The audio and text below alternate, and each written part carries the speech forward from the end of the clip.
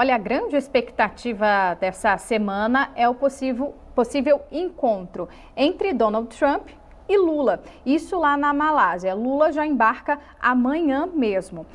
E a gente quer saber, será que esse encontro vai acontecer? E após essas falas, essa química que os dois insistem em falar, será que vai estar abalada? Vamos convidar para a nossa conversa agora então Rodrigo Medina, que é especialista em relações internacionais, chefe do Departamento de Relações Internacionais da Unifesp. Rodrigo, muito boa tarde, obrigada pela participação aqui com a gente ao vivo no Poder Expresso. A pergunta de milhões, hein? Será que esse encontro sai? E se sair, essas falas do presidente podem abalar essas negociações? Boa tarde. Boa tarde, Victória. Boa tarde a todos que nos assistem. Bom, em primeiro lugar, é importante recordar que o presidente Lula não citou nominalmente Donald Trump. A sua referência foi a instabilidade política na região, que intervenções estrangeiras são danosas à América Latina e que é preciso manter a região como uma zona pacífica. Ele falou de respeito aos direitos humanos e aos princípios basilares, podemos assim compreender, da democracia. É claro que o fato base para essas declarações é a crise no Mar do Caribe, instaurada com o posicionamento de navios de guerra norte-americanos e o bombardeamento de embarcações venezuelanas sem absolutamente nenhuma comprovação de que estariam a serviço do narcotráfico. E ainda que estivessem sem respeito aos institutos basilares da democracia liberal, do direito, não é? A saber, o devido processo legal, o contraditório, a ampla defesa. Some-se a isso a autorização recente de operações da CIA em solo venezuelano. Mas o presidente Lula o fez. É claro que em tom de crítica, sem abster-se, contudo, da defesa desses princípios alimentares, podemos afirmar, né, de soberania nacional, da autodeterminação dos povos e dos direitos humanos.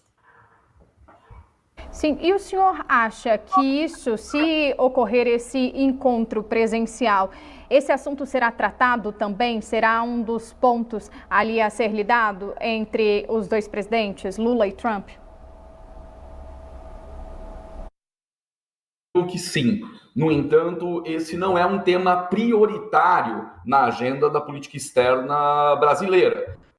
E também da parte do governo Donald Trump, também não seja o caso de tocar nesse ponto de tensão. Isso porque a prioridade, o Ministério das Relações Exteriores, para o governo brasileiro em linhas gerais, não é? Superar os termos desta guerra tarifária movida pelos Estados Unidos, não só contra o Brasil, mas contra uma série de países. Em que pese o fato de a diplomacia brasileira, né, toda a sua maquinaria negocial ter sido movida para encontrar alternativas, e elas estão sendo bastante exitosas. A guisa de exemplo foi dito aqui sobre a assinatura do tratado entre o Mercosul e a União Europeia. É importante que relações com um parceiro comercial de tão longa data e com tanta tradição de cooperação, que essas relações sejam restabelecidas. Então, acredito que essa sendo a prioridade, determinados pontos sensíveis sejam evitados por ambas as delegações. No entanto, diante do imponderável da realidade, não é? Pode ser que, de alguma forma, esses temas venham à baila e acabem funcionando como uma espécie de bode na sala, porque certamente uma fala do presidente brasileiro, em que pese o fato de ser o Brasil considerado uma importante liderança regional, não tende a demover a gestão do Donald Trump dessas operações no Mar do Caribe. Né? Então, eu, se tiver que fazer uma aposta, aposto para a direção de que esses temas sejam evitados por ambos os lados. Objetivo, né? A ideia é essa, focar em tarifaço, talvez a retirada de sanções contra autoridades, não sair muito do que já foi dito ali no encontro da última semana entre Rubio e Mauro Vieira, né? Então, Quanto menos parênteses, melhor, né? Rodrigo Medina, obrigada pela participação com a gente aqui no Poder Expresso. O Rodrigo Medina, que é especialista em relações internacionais. Obrigada, viu? Boa tarde. Eu que agradeço, Vitória.